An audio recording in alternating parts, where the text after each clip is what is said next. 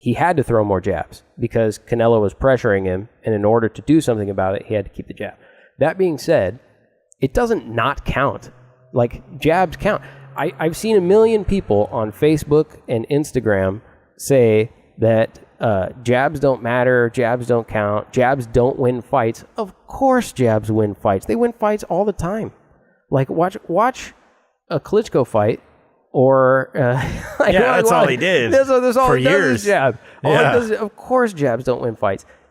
Please don't use that as the basis of your argument because it doesn't. It makes you sound not intelligent about the sport of boxing. It's like the very first punch that you learn about controlling a fight is the jab. It's okay if you want to say, like Coach did, even Malignaggi, the jab wasn't enough. Won a lot of fights on jabs. Yeah, Malignaggi. Paulie's a big time jabber. Yeah, right. If you want to say that the jab wasn't enough to win the rounds in the Triple G fight, please word it that way. Tell me that the jab wasn't enough. Don't tell me that jabs don't win rounds. Of course they win rounds. Professional fighters who are going on Facebook saying jabs don't win rounds, I understand why you're not competing at the highest level if you think if that is the case. I understand why I don't see you on TV. We're having some pro boxers coming in here looking for you. I'm serious, man. Well, here's the thing. I'm getting called out for a lot of stuff here. I'm getting called out because I say Canelo's a more skilled fighter. I'm getting called out because I think Triple G won some rounds. Like, because I don't think Canelo won 10 rounds out of the fight and stuff like that. So I want to make it clear that, okay, if that's how it's going to be, then please don't say things like jabs don't win rounds. Of course they win rounds. I'll show you whole fights that are won with jabs. Yeah, I think, of course, jabs win rounds, but like I mentioned before, you have to use them to set up other punches, and then you have to use them to prevent your opponent from developing his attack or implementing his attack. And that didn't happen. You know, he was throwing jabs, but Canelo was still slipping. He was still setting up combinations. He was still moving forward. He was the more aggressive fighter. He was putting pressure. I don't know if the judges or people who give Canelo the credit for winning the fight, or say side on Canelo winning the fight, are really going based off the scoring of the fight, or more impressed with Canelo actually going forward. You know, I think that has something to do with it, where they're more in awe of what he did, because nobody walks Triple G down and nobody walks forward on that guy. So sometimes I think they're giving him a little bit extra credit for doing that, but I do think that it totally threw off Triple G's his typical attack, because you could see the look of frustration on Triple G's face throughout the fight. Sure, but this is one of the pitfalls, I think, of scoring, is that you don't have the luxury of not knowing who the fighters are in this fight. Right? Which is, you come in with the fight and you have a perception about how certain people perform. We assume Triple G hits harder than Canelo. That's an assumption that people have going into the fight. It's not based on anything. Nobody's seen a statistical data that shows that Triple G's punches are it's not based on anything. Going into the fight, Triple G is the boogeyman, right? He's the one that everyone wants to avoid. He pressures. That's what he does. So it's perceived like that. Yeah, and when you see him not doing that, it looks awkward. Yeah. But if you didn't know that was Triple G, you might not think that.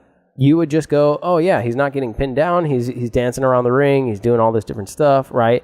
Doesn't appear to be in trouble really at any particular point in the fight. So you're saying that would affect the scoring or not affect the scoring? It absolutely affects the scoring. Yeah, right? Yeah, it absolutely affects the scoring. Yeah, that's what I'm saying too. No, I agree. I 100% agree. I think we're burdened by the fact that we know who the fighters are, and so we have specific assumptions about how it should play out. And when it's not playing out that way, we give credit to Canelo. Yeah. It doesn't work that way, and we go, credit goes to Canelo. And not to say it doesn't belong there. It certainly does, but I'm saying that automatically we go, oh, Canelo's winning rounds because this doesn't look like a Triple G fight, which it didn't. It didn't look like a Triple G fight. Yeah, it didn't look like one. It didn't at all. I think Canelo was only walking backwards maybe 2 rounds out of the whole 12. From what I recall. Well, I think maybe 10 and 11. 10 and 11. So in round 10 is when he took a couple shots that actually appeared to shake him up. And then in round 11 is the only time that either fighter was pinned down in the fight. So for a few moments in that fight, Canelo was pinned down took a couple shots, and then he danced off the ropes and brought it back to the center of the ring.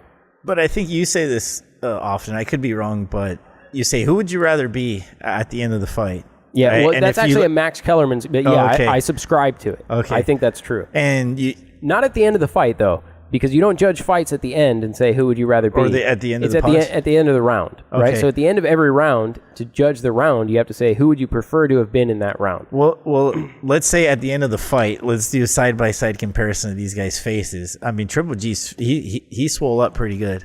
That's true, but it's just not the way that any fight is scored. That's like a completely, meaning so many fights, the outcome would be different if it happened that way. Look at, for instance, Sergio Martinez and Julio Cesar Chavez Jr., right?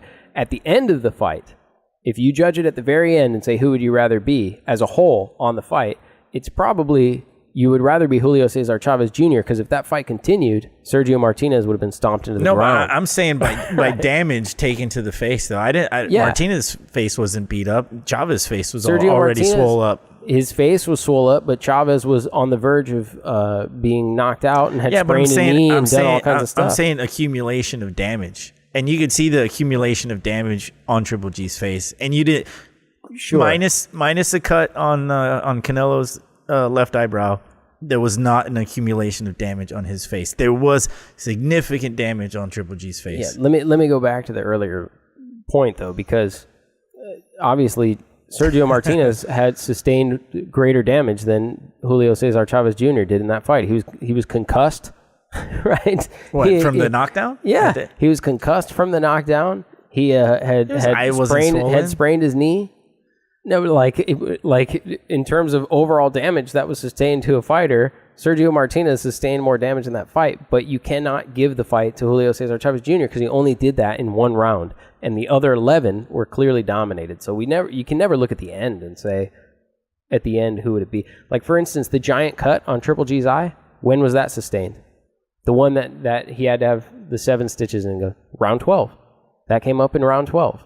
Right? It wasn't there the first 11 rounds. He got it in round 12. So you could look at round 12 and go, oh, he has more damage on his face. Okay, well, most of the big portion of all the things that needed stitches came up in that last round. Okay, well, here's the thing.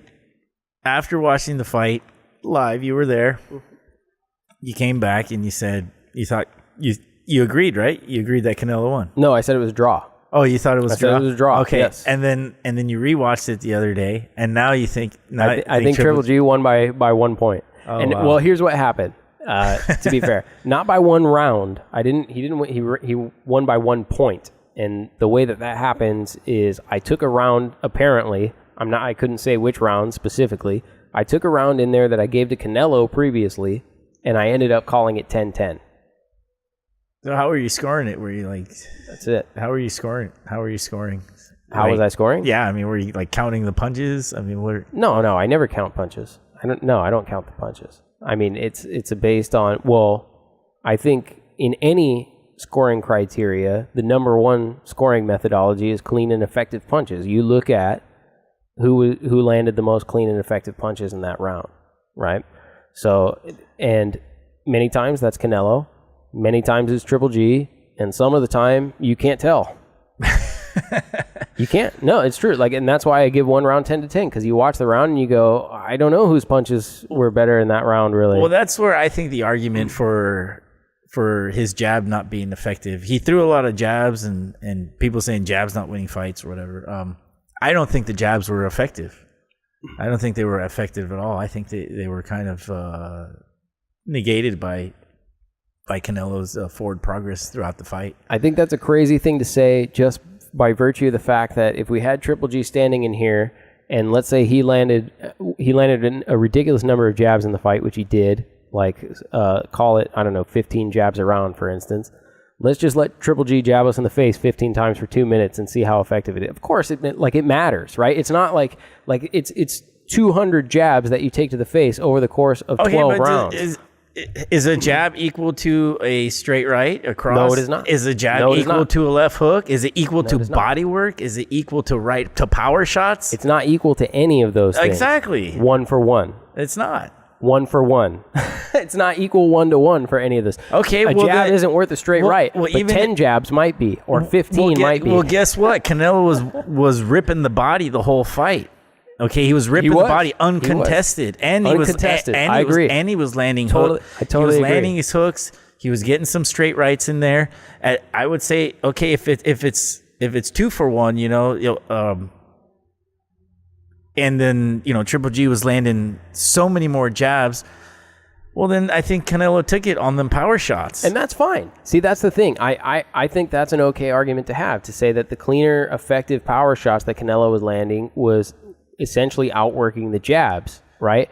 And the only issue I have a problem with is that particular phraseology that people keep throwing out is that jabs don't win fights. Of course they do. Right? Or jabs don't matter. But not in this case. Yeah, I don't think so. You can say it didn't win this fight. That's fine. Yeah. But saying that jabs don't matter or jabs don't win fights jabs is matter, crazy. big time. Like, go take 200 jabs in over a period of 12 rounds from Triple G and tell me it doesn't matter. Jab's best punch in boxing. Yeah, exactly. Jab's best it's punch the number in one boxing. thing that you learn. If you can keep your opponent at bay, prevent him from coming inside. If you can set up big shots off of it, you know, that's when the jab is the best punch in boxing. Yeah, exactly.